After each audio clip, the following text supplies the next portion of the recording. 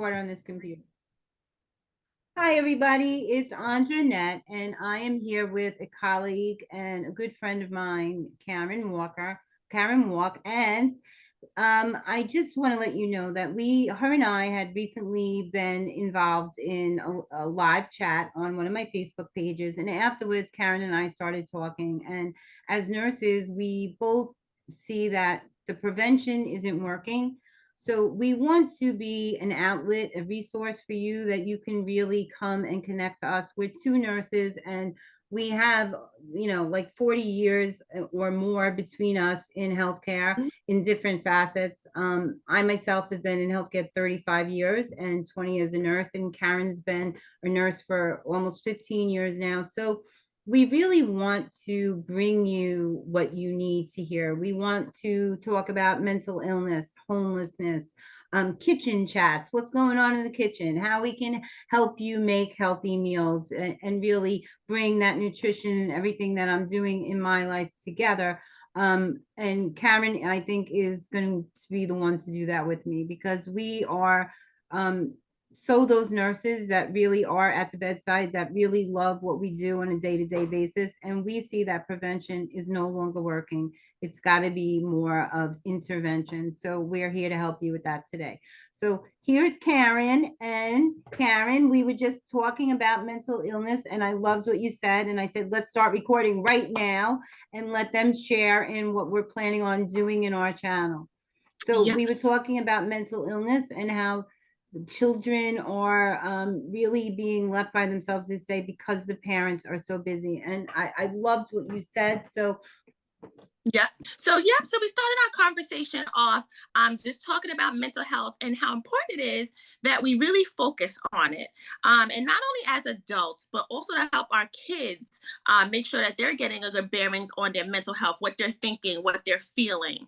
Because a lot of times as parents, we get busy, right? Because not only are we raising our kids, we're still maturing ourselves. No matter what age you are, you're still maturing socially, physically, financially, emotionally, right? Professionally, we're out here getting these multiple degrees that sometimes our kids are not getting the attention that they need. So Andra, which is in the school, who's been in the school system for many years, have seen these kids kind of fall through the holes, through the wayside, like knowing that there has been children that have come to her with, thoughts of of them may not be wanting to be here on earth anymore, and contacting the parents, and the parents not being aggressive with treatment and interventions for their kids. So then I started to talk about why, because I like to always get to the root cause, right? We want to find out why, because people don't just don't do something. People just don't want to have their kids hurt, or they don't want to be hurt themselves.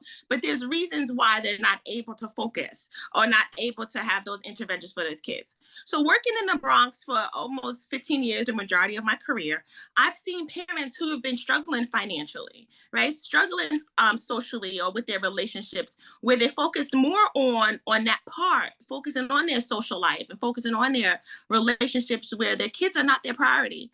Not that they didn't want their kids to be the priority, but they're not fulfilled in one area of their life. So the other area is hard to give life to other areas of their life. So we want to really talk about mental health and how to balance. We want to talk about how to separate maybe what you're going through and be able to focus on what your child is going through, so you can stabilize them, help them to mature, so they don't grow up to be that adult that's struggling with mental health and may not want to be here anymore. So Andra and I was recently talking about the DJ Twitch that took his life suddenly. Ellen DeGeneres' DJ took his life suddenly, and everyone's so surprised because he seemed so affluent, that his career was taking off. And where did this come from? He had money, he had family, he had professional help. Where did this come from? Because people don't usually talk about what's really going on inside. Andra never said sometimes people put on this front, everything is well, and everything is not necessarily well. And if you really look at your friends or really look at your family, sometimes you do have that hint, right?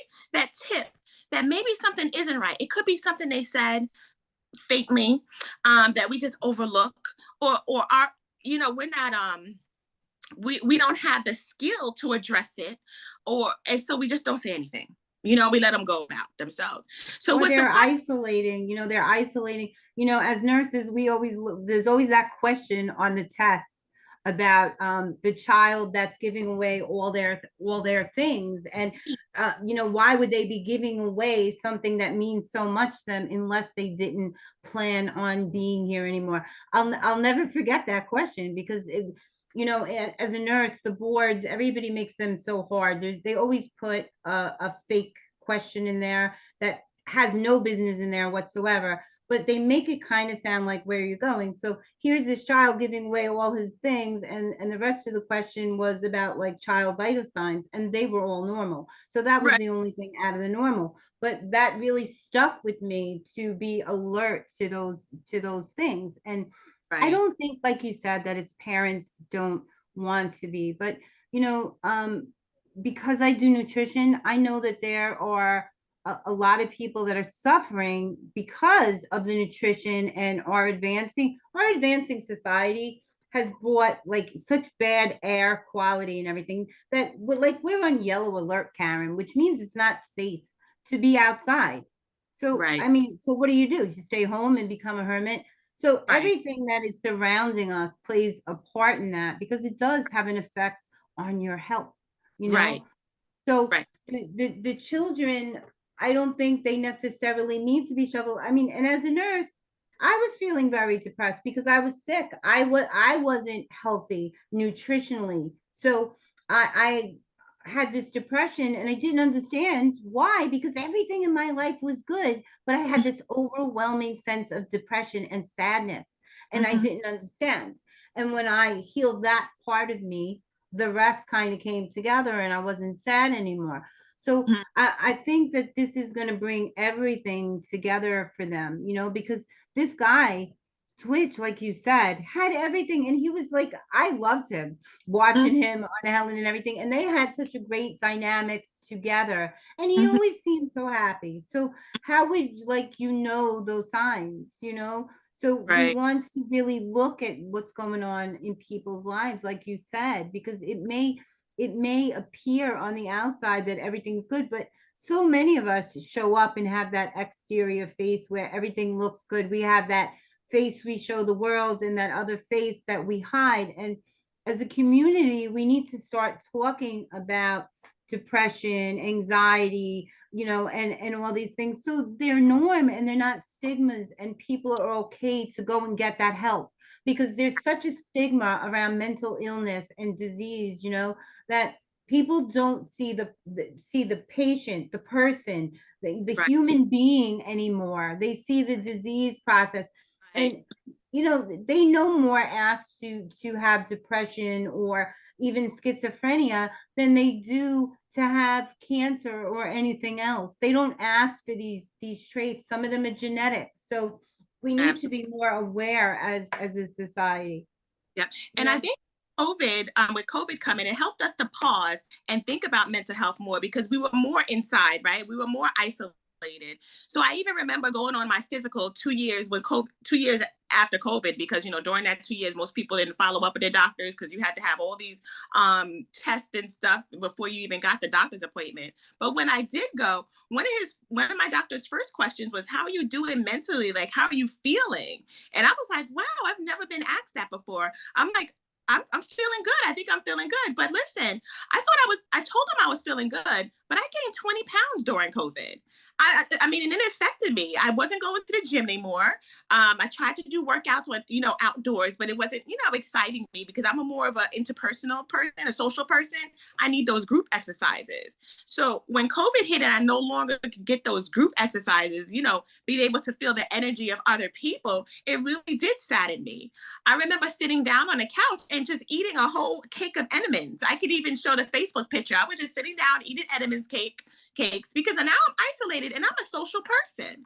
But in order, I was able to pivot through it by doing Zoom meetings with my friends, Zoom meetings with my family, going out and talking with my neighbors, creating other social events. But not everyone knows how to pivot. Not everyone knows how to get these interventions once they see that something is going on with themselves.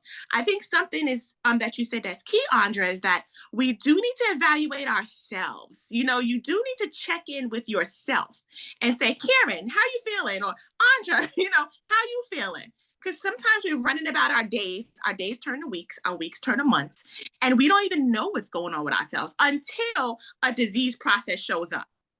I know. Until I'm feeling depressed and the doctor says, oh, here's this antidepressant, or your blood pressure is high, or your cholesterol is high. Okay, well, now what's going on with you?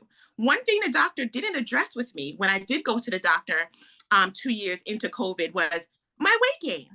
I said, doctor, I gained 20 pounds through these 2 years. He said, well, you know what happens? We've been indoors. No, I need you to address this. I need to lose the weight because I felt better, 20 pounds lighter.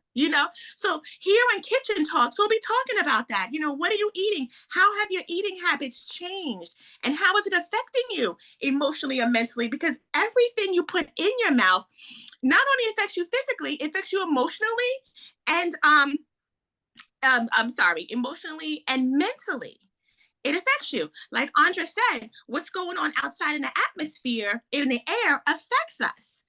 It does. It affects your breathing. It's so funny because today I'm having an event. I invited you to the event, and I'm talking about the gut-brain axis. And I'm not making it a science lesson. I'm going to explain the basics about how it works. But your hypothalamus and your gut work together. So your hypothalamus is responsible for the bottom half of your body, but it controls all of your endocrine hormones and your central nervous system. And it does that in working in conjunction with the gut. So your hypothalamus is a gatekeeper, and so is your gut. So your gut is meant to keep things that you like, your nutrients and your water that you need to survive inside, and keep out things that are not supposed to be in there, like the bacteria and the viruses. And there's all this talk about leaky gut and what it really is, but to date, there's no true diagnostic. And because your hypothalamus and your gut, like, they work together, your brain is directly affected by what's going on in your gut. You can see a wide range of symptoms throughout your entire body. So you can have pain, you can have brain fog, you're depressed, and you don't even know why. You're sad and you don't even know why. And it's directly related to, like you said, what we're putting in our body. So, they have connected it to, they say it's your immunity. Well, we all knew that.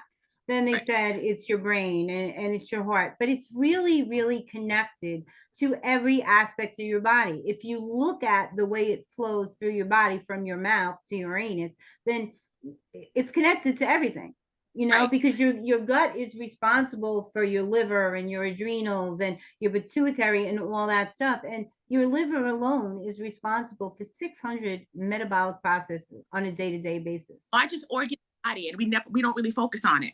Yes. Right. And see, what we are, it's really sad to me today is that, we're going back, we're going to be extinct like those dinosaurs. That's what's going to happen, because our body is designed in a perfect way, It but is. it's not. And it's meant to eat things from the air, the water, and the land that was here, that was provided. But with advances comes all these processed foods and all these chemicals and stuff that are added, that our bodies are not meant to take in and absorb. So, you know, Mhm. it's really sad. And those are the things that lead to leaky gut. These antibiotics to cure disease can Mhm. affect your gut, all of these things. Ibuprofen, you get a headache. We're in a society today where we want immediate gratification right away. So we get a headache, we take a pill, Right. got a backache, take a pill. But all those things impact our gut, which again determines how our brain functions. So Absolutely. we're not really paying attention to what's going on in our body. We're not listening to our bodies and checking ourselves, because if we're not well, we can't take care of other people in our life. We Absolutely. can't. Including your children. Right. And this Yes. raising kids who are not whole or who are not able to take care of themselves. So it's a trickle down effect, right? It's like a domino effect, like we talk about. You have to be well in order to help someone else be well. But if not, then it turns into generational issues, right? So if Yes. you to eat a certain thing, to act a certain way, then they're going to grow up and raise their children to do it and their children to do it. And then we wonder what happened to that generation, or what happened to that family, quote unquote, that family name. It started from somewhere. So I just love what we're going to be doing with the kitchen chats, because we're going to help so many people, so many generations, and so many communities. Because as I said, working in the Bronx, it was definitely a generational thing. You would see the mother, the grandmother, and like 5 kids living in one apartment, one small apartment. The kids will grow up and take over that one small New York City apartment and do the Yes. same, eat the same poor foods, raise the kids the same way. Like, when is it gonna stop? So, like you said, it's not only prevention now; it's intervention. We need to be able to stop this somewhere.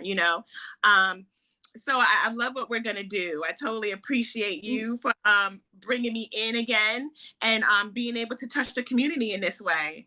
I think it's, I think that as a community, things have really changed. I grew up in the Bronx. I was born and raised on Fordham Road, and growing up, everybody knew everybody.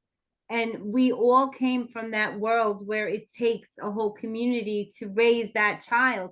If Mm-hmm. I was doing something wrong, Karen, somebody was bringing me home by the scruff of my neck and take care of your daughter. She's out there creating havoc.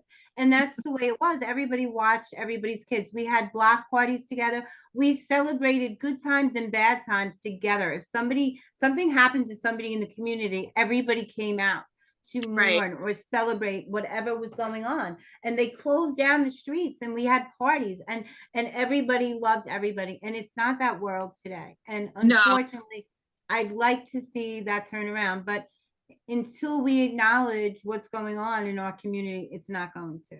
So Right.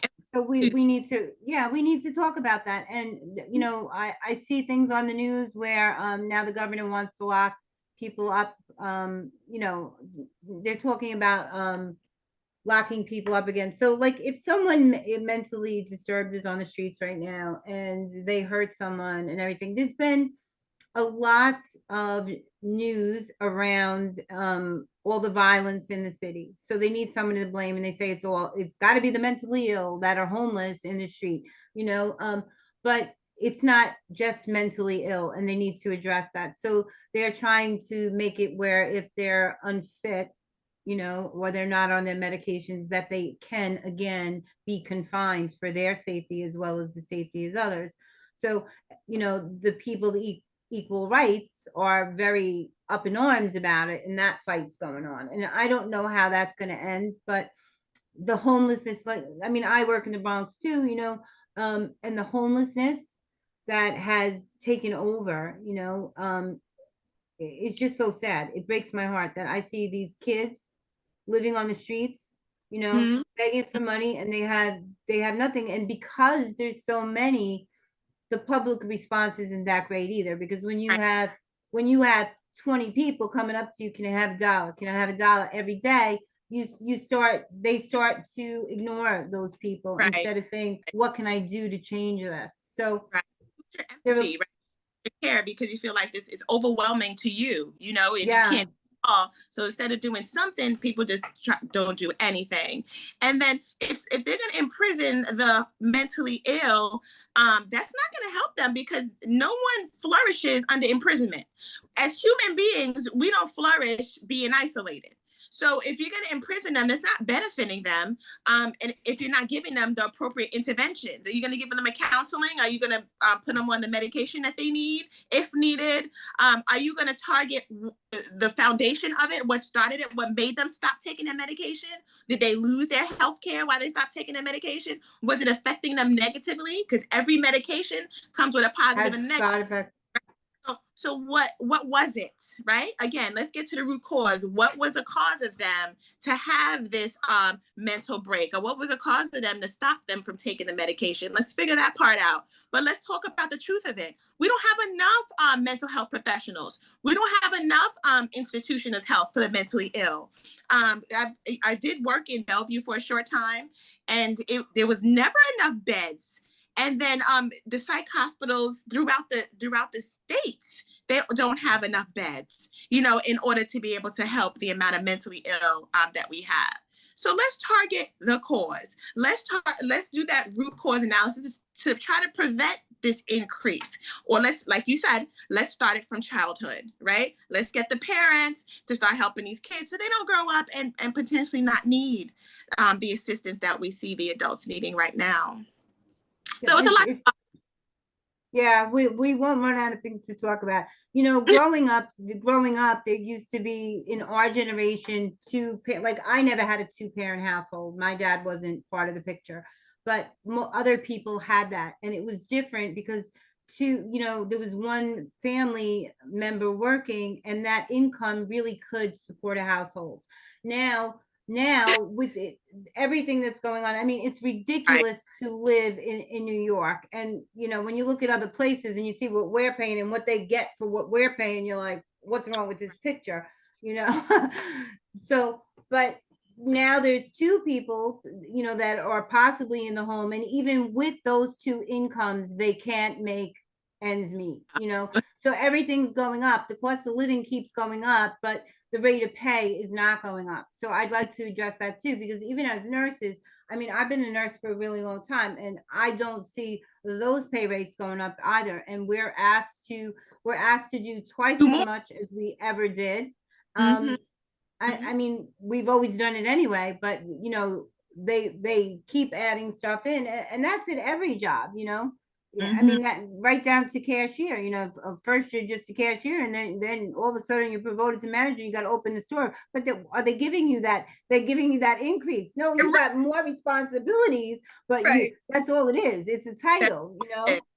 I mean, yeah. I mean, we were talking in our last talk that we were running a building, and we had like administrators and all these people that we had numbers we could call if we were stuck, and they were supposed to come in and help us, but those calls, they never answered on the weekends, especially not when we were, girl. We got stuck there 48 hours at a time. So yeah, so and I think that is symbolic of people around us in every area, that people are getting stuck because there's a definite disconnect in society, in healthcare, in mental health care. It's all part of that same umbrella. Housing, everything. It's a broken system, Karen. It really is. It's broken. So hopefully we'll be part. So we're going to be talking about nutrition and mental health and healthcare. And we do realize, Karen and I both, that you can't get those answers today when you go to a doctor. Sometimes they are still busy, because even though we're 2 years post COVID, so much was put off for those 2 years that they still have not caught up. No. They still have not caught up. And Karen had said that she went and he addressed her mental health, but he never addressed her weight, the problem that she was having with her weight. And Karen, as a nurse, knows to say, hey doc, what about this? So we want to encourage you to be your advocates as well, because if you don't ask, they're not going to do their job. And even the best people in the in every profession need to be reminded sometimes what really falls under their job.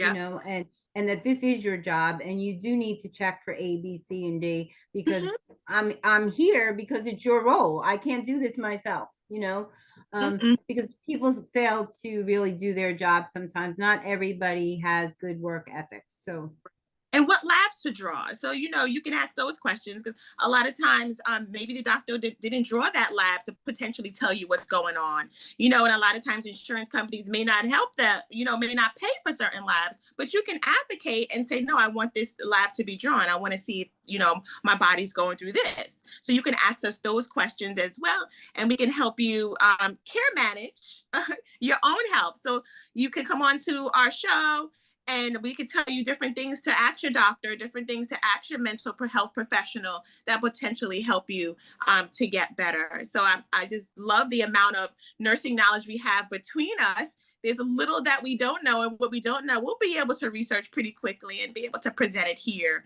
on this show. But the doctors are definitely not. I don't want to just blame the doctors because, like we said, but it's not a It's the blame. whole system. Together we work to, as a nurse, we are part of a multidisciplinary team, and every single part of that team is is a critical role. The diet from the dietitian, even your housekeeper, because it's his responsibility to make sure that you're in a good environment. So Mhm. everybody has a good role, and I mean, I've seen housekeepers say, hey, so and so. I mean, I've worked on a lot of units, and I've had housekeepers or janitors come to me and say, I saw so and so in 2C, when I went in to clean the room, and they didn't look so good today. Right. I would go, they're your eyes and your ears. So everybody is an integral part of that team. You know, Mhm. everybody chooses a job in life. There are certain things that some of us can't do, you know what I mean? And that's why other people are in those roles. But we need to work together as a system to really make sure that it's working. So if the doctors are busy, we as nurses are happy here to help you. Mhm. It's going to be great. I'm super excited. I know we're going to have a great impact on the community. Um, and I just can't wait. I can't wait to continue this, continue these kitchen chats and social chats. I do want to say my condolences to Twitch's family. I know a lot of times in the media I see they post it as Erin DeGeneres and Erin Ellen DeGeneres DJ, but he was a son. He was a father. He was a husband. We really want to make sure we're looking at people like that. We like Andra said, we everyone chooses a job. Right? So he chose that job as a DJ. But more importantly, he was a human being that was suffering with mental health. And we weren't able to help him. And that's what saddens me the most. His friends wasn't able to help, his family wasn't able to help. He didn't let people in. So we really want to talk about why he not just him, many people don't let other people in because of the stigma, whether they just don't, the pride is there, they need to look strong. As human beings, we all have those weak spots. Something is going to hurt you, whether it's family, friends, professional life, something is going to bother you. And it's about working through it. It's about healing through it, pivoting through a situation, understanding why something happened. As me as a person, when things happen, I purposely think to myself, that person didn't intentionally want to hurt me. It wasn't targeted towards me. I had patients who would, attack me verbally. And I would say, that's not a target against me. Something's going on with you, and this is the way that you're letting it out. I get it. But not everyone can, throw off those hurts. Hurts. Or if you're having a bad day too. But they do say that whatever you put out is or portrayal of your own reflection, what you feel. And so I, like yourself, I try to be a little understanding, but to a point, because some days I'm having a bad day too. So don't come over here with that. You know what I mean? So, but so we're not perfect people, and some of us are introverts. So Right. when, everybody was forced to stay home, a lot of people isolated, and the isolation alone can cause depression. I Absolutely. mean, we know what happens to the elderly. I mean, we've seen it so many over so many years of working with people of all ages, that what really goes on with people when they isolate and they fail to really let things out, what can happen to them, so Mm-hmm. Well, they say I mental health tripled during COVID with the elderly, and then with, of course, people of a younger age as well. But yeah, isolation is not something that we're used to as human beings. And during COVID, everyone didn't have an outlet. I remember driving to see my grandmother, telling her to just come outside and we'll just ride by and wave, or do a little dance or something, anything. I did anything. I got my kids out to do so many things outside, just to make sure they got out the house, that we weren't just waking up, looking at the four walls, going back to sleep. And then what concerned me a lot also during COVID is those people who do live in studios, who do live in the 20-story project buildings of New York City that couldn't necessarily leave. Your world just kind of closes in, so I'm just glad that we'll be able to talk about it and be able to just to work through COVID, heal, because it's going to take a long time for us to heal through the trauma that affected us during the beginnings of COVID. Mm-hmm. I agree. So this is Karen and Andra, and we're going to be coming to you with kitchen chats, and we're going to try to have at least one or two episodes per well, we'll do one a week at least. We're going to work on that. We'll talk about different topics, and if you have topics that you're interested about talking about in your health or just what's going on in your community, we are here to help. And if you like what you see here, you can ring that bell or subscribe because we'd love to have you on our page. Thanks for watching. Have a great day. I'm just going to